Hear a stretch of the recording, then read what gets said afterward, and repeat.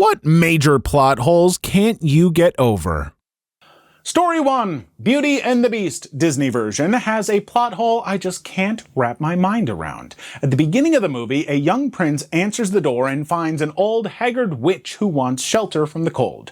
The witch curses him for his unkindness by making him a beast. The animation makes it seem like this is maybe an older teen or young adult. They say that if he can't find true love by his 21st year, he will be doomed to be a beast forever. When the story really begins, he is not far from being 21 years old. During Be My Guest, Lumiere mentions that for 10 years we've been rusting, needing so much more than dusting, implying that they've been turned into objects for at least 10 years.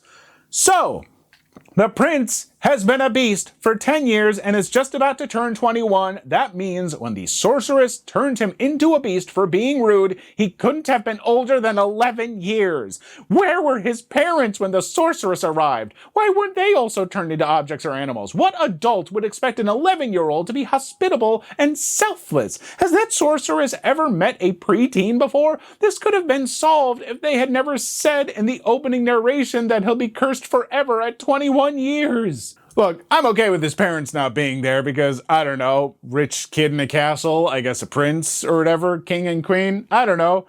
They're out. I mean, I guess they're dead because they never came back in those 10 years, or they went on a very long vacation. But yeah, no, 11-year-old kid. I've heard this presented before, and yeah, makes no sense. 11-year-old kid is like, no, strange lady, I won't let you into my house.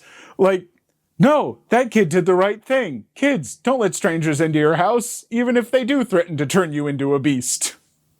Story 2. This one has driven me mad for years. Years! Superman Returns. Oh God. Lex Luthor's big evil plan makes absolutely no goddamn sense. He wants to use the kryptonite to destroy about half of North America, turning it into a radiated rock, and then what? He talks like the rock is his property, his own country, and he can build housing on it and people will pay him to live there? What? He expects people will want to live on radioactive land? Also, he doesn't seem to think that there's going to be any reaction to his actions outside of Superman. Forget Superman, he's going to face the might of the US military for what is basically a massive act of terrorism. Does he expect his goons to fight them off? As a matter of fact, forget the military, any decently organized group can sweep in and take him out. There's no end game to his plan. If his goal is just mass destruction, that would be fine, but he seems to think he can benefit and turn a profit on it, and that's absolutely ridiculous.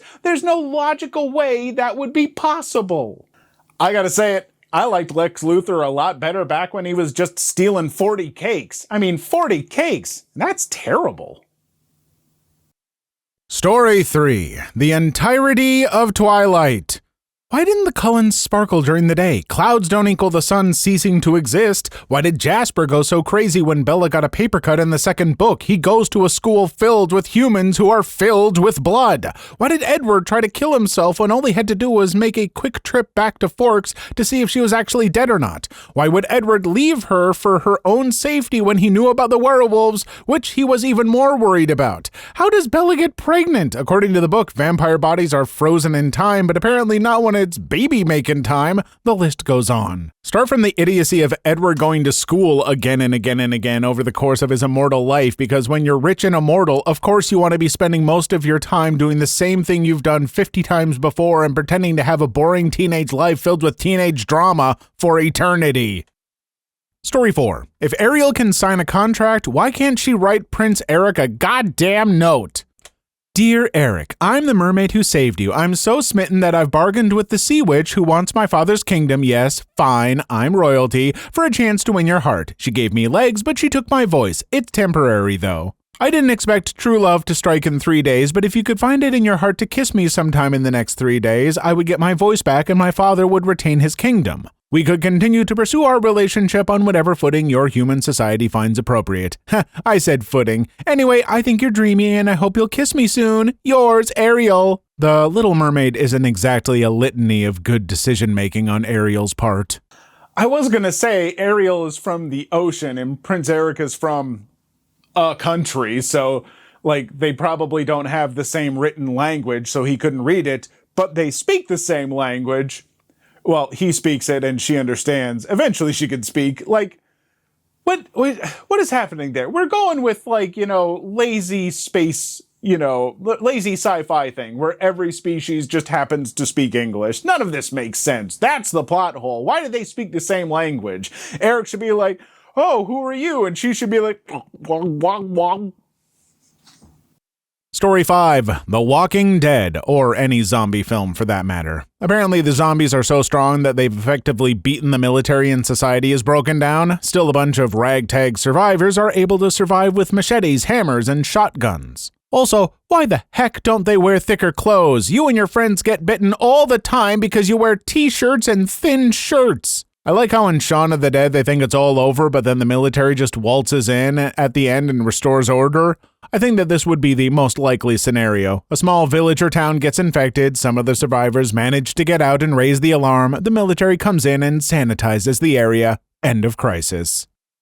Story 6. Twilight Saga: Breaking Dawn. Watched it with an ex who was annoyed by the battle scene as a vision bullcrap. However, I was the only person who seemed annoyed that it was a giant plot hole. It's stated multiple times throughout the series that Alice cannot see the future where wolves and or Renesmee, the little vampire child thing, are concerned, and it blocks her ability. Yet the entire battle vision involves wolves. God damn it, Alice, get your crap together. I bet Alice was bluffing. She imagined that scenario and told Aro that it was a vision of the future. Basically threatened the crap out of him and got away with it. Meanwhile, Aro was either unaware of the werewolf limitation, knew but forgot, or was just an idiot. Okay, unfortunately, I have seen these movies, and I will say, I think it might be that Arrow is an idiot. And it's nothing against Michael Sheen, who does an amazing job portraying him, and I'm not just saying that because Michael Sheen is one of my, number one Hollywood crushes. Please, Michael Sheen, notice me. But I'm saying it because in that movie, when he meets the child, have you seen his response? He's just like, ah! There's something not quite right with Arrow. Story 7. In Ant-Man, Hank Pym explains that he's able to shrink people and objects by reducing the space in the atoms, and this means that the person or object retains their mass. This is how he can still deliver an effective punch whilst shrunk. But then we see Scott Lang riding on top of an ant, running up people's arms and other stuff that would be impossible if he still had the mass of a full-grown man. And then there's the several-ton tank that Pym has on his keychain. Great movie otherwise, but this still irks me. Story 8. Spider-Man 2. Okay, so Doc Ock shows up at Harry's house and demands more unobtainium. Harry offers a trade. Bring Spider-Man and he'll give him more unobtainium. Doc Ock asks how to find Spider-Man. Harry points out that Peter Parker takes pictures of Spider-Man and may know how to find him. Doc Ock shows up then and throws a car at the back of Peter Parker's head, which Peter Parker survives by virtue of being Spider-Man, which Doc Ock didn't know about. So in order to get the stuff he wants, he needs Peter's help, so he tries to kill him. Unobtainium? Unobtainium? You fool. He's after precious tritium, the power of the sun in the palm of my hands. Story 9. Barbie, Princess and the Pauper. When they first switch places, the pauper is surprised to get served breakfast in bed, and the maid says, "Just like every morning, miss." But then later on, the queen discovers her missing because she wasn't at breakfast this morning. Of course she wasn't. She had it in bed every morning. I need answers. Second breakfast, Barbie is a hobbit. Story 10. In Liar Liar, the big reveal at the end is that the prenup is void because Jennifer Tilly's character was a minor when she signed it due to lying about her age to get married. But if she lied about her age to get married, then the marriage would also be void since you can't marry a minor without parental consent, and she wouldn't get crap. Story 11. Star Trek Into Darkness was riddled with plot holes bigger than the size of Jupiter. Anyway, the one that bugged me the most is the whole "we need Khan alive to save Kirk's life" thing. I mean, they had 72 superhuman circles with perfectly good Khan blood to inject into Kirk's dead body, but no! They had to capture Khan stupid but alive while Spock runs around screaming. Story 12. All the dialogue in Pokemon games. I can't believe I lost to a kid. You threw out one Pokemon and used self-destruct as your opening move. What did you think was going to happen? Congratulations, you are 10 and can now get your first Pokemon. Good job. Let's go through a 30-minute explanation of Pokemon. Now go beat up that group of 4 to 5-year-old preschoolers that all have Pokemon. Don't ask why they get them earlier than you thought. That is definitely the only plot hole in all of the Pokemon games. There's definitely nothing else to question in the construction of that whole setting. Like, no other problems whatsoever that I can see. Story 13. Star Wars Episode 3. A technologically advanced society with medical technology sufficient to save a man covered in second and third degree burns over 75% of his body, where a woman has no idea that she's having twins. Did Padme just blow off seeing an OBGYN? OBGYN Kenobi? Okay, and if you could put your feet into the stirrups and hello there. Story 14. Whenever anyone without super speed lands a punch on the Flash, you can run backwards in time and between parallel worlds. Keep your head on a swivel. Dang. Story 15. Okay, this is a weird one, but remember when Carfax first started advertising on television? The bit was that shoddy dealerships wouldn't use them and tried to pawn off a Carfax report when customers asked for the far superior Carfax. Now somehow, Carfax is the Carfax mascot. How did these two bitter rivals become friends? It's like how the Gecko got hired at Geico after being constantly bothered by phone calls for them. Story 16. In Toy Story, Buzz thinks he is a real space ranger and not a toy. However, anytime Andy or another person comes into the room, he freezes and acts like a toy. Obviously, it's not an involuntary response because they come to life in front of Sid. Just like people who believe they're Jesus never try to walk on water, Buzz never moves in front of humans due to an innate sense of self-preservation. The delusion is not that he is unaware of being a toy, but avoiding the fact he is not the only Buzz Lightyear. That's how I see it anyway. Story 17. Twilight failed to address a major plot point. Let's say on average that your period lasts for about 5 to 6 days of a 30-day month. So presumably about 20% of the girls at Forks High School have their periods at any given time. How are the Cullens able to be normal around them, but Bella gets a paper cut and Jasper completely loses his crap? I hate how many of these are about the goddamn Twilight series. But they're right. They're so right. Like, this would be an issue with how it's been presented in the movie. It'd be an issue, right? Like, they freak out. They, like, smell blood, and they're just like, oh, God. Just, I hate it. Story 18. In Twilight, the vampire doesn't have blood, can't sweat, can't cry, but somehow the one bodily fluid he does have is semen? And he can make a weird half-vampire baby? No. Don't ask why I know this, but Stephanie Meyer said it's, venom, not semen. Story 19. Who shot down the friggin' helicopter in Suicide Squad? Also the rest of the movie. Story 20. That in West Side Story, a guy runs through the middle of Spanish Harlem yelling Maria, and only one girl comes to the window? I call BS. Story 21. In movies where Santa is real but the parents don't think he is, where do they think the presents are coming from? Thank you. Thank you. I have complained about this since I was a little kid. I remember seeing these movies where it's just like, Santa's not real and he turns out to be real. And I'm like, well, wait, then why don't the parents know that Santa's real? Like, are they assuming that each other has bought gifts without the other knowing? Like, it's just, like, I was like maybe 6 or 7 when I figured this out. So come on, movies, you gotta try harder than that. Story 22. Stepford Wives. The movie starts with the realization all the women are robots, for example, producing food from their stomachs like an oven, but then it is found out they use a chip to transform the women's minds. How do they have bionic bodies then? Makes no sense. Story 23. Now You See Me Too. Why the heck do they keep passing the card to the person who's about to get searched? Also, the movie should have been called Now You Don't. Story 24. In Waterworld, they have Jack Daniels and brand name cigarettes left over from before the flood, but still enough time has passed for evolution to facilitate the growing of gills. He spent time swimming in the waters above the Coca-Cola bottling plant in Atlanta. Caffeine speeds up evolution.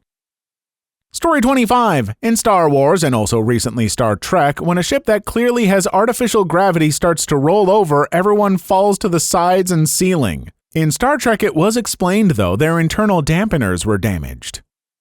Story 26. Karate Kid, no kicks to the face. Daniel wins with a kick to the face. It makes no sense. Well, my friend, clearly you need to watch the Cobra Kai series because I believe they do address this. Also, it's just a surprisingly good series if you haven't watched it. Story 27. Terminator Genesis. If there was already a liquid metal Terminator in the past, why did they even need to send the original Arnold Terminator back to alter time? Story 28. Remember the end of G.I. Joe, when the subarctic base gets destroyed because the ice above it blows up and then sinks to crush the base? The whole ending of the movie is predicated on the fact that ice, which for some reason was floating before they blew it up, sinks. Are you freaking kidding me? Story 29. In The Walking Dead, they still find gas and cars that still run, but in reality, gas starts to go bad after a few months and then cars don't run as well as they should. After around a year, the cars run like crap. Maybe they've been able to refine their own fuel? Story 30. Okay, here's one that I've been mulling over for years. So in Hannah Montana, Hannah's father is Billy Ray Cyrus. Miley lives with her father in their house, but Billy is always at Hannah's concerts acting as her father. How doesn't anybody realize that Miley is his daughter? Robbie Ray Stewart. Story 31. The Walking Dead. Twice, they have figured out ways to be able to walk around the zombies without them noticing. Once in the first season, they rubbed zombie guts all over themselves, and as long as it doesn't rain, there would be no problem trying that again. Then there was the character that walked two zombies on a chain. All she did was cut their jaws and arms off, and voila, she could walk in crowds of zombies as long as she had them with her. Why doesn't everyone just do that? Or tie a whole bunch of jawless and armless zombies around their campsites in order to defer other zombies away? This bothers me so much. I only made it through season 3 of The Walking Dead, and this was part of why, because I was constantly just like yelling at the screen, like, cover yourself in zombie guts, cover yourself in zombie guts. You did it in like the first couple of episodes and it worked. The only reason it stopped working was rain, which is dumb. Just do it. And there's so much in that show. It's just such a bad show after the first 3 episodes. Story 32. In early parts of Futurama, Zoidberg goes back to his home planet to try and mate. He doesn't, and it turns out his species dies when they mate, so everyone on the planet is frickin' dead except for what will become newborns and an entirely new generation. Yet, there are like 5 other episodes with a ton of people from this planet, and even one with what I assume is his mother talking about how he should be a doctor. Just doesn't make any sense to me. Story 33. The opening credits to Dexter show Dexter Morgan shaving, but when he leaves his apartment at the end, he is not clean-shaven. They show him running a razor blade over his neck, not his chin. Totally believable. Story 34. The pea-brained T-Rex gives a nod of respect to the blue raptor that helped him at the end of Jurassic World, then walks away instead of trying to eat it. Let's talk about how the dinosaur behavioral expert imagined that it was more likely for a monster dinosaur to escape the cage unnoticed than it was to have a problem with some heat monitor. Story 35. In V for Vendetta, when everyone gets a Guy Fawkes mask shipped to their home, where did V find the time to make them, and how did he mail them without the authoritarian government finding out?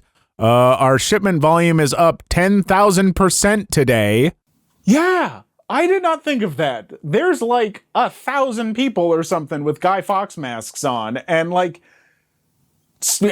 just buying 1,000 masks or making them, packaging them all up, writing down all the different addresses, like that's so much work. That had to have been like 75% of his prep for this stuff over the last year. Good Lord. Story 36. When Bart told Milhouse he never had any goldfish, Then why did he have the bowl, Bart? Why did he have the bowl? Story 37. How do the minions wear dungarees if they don't have shoulders?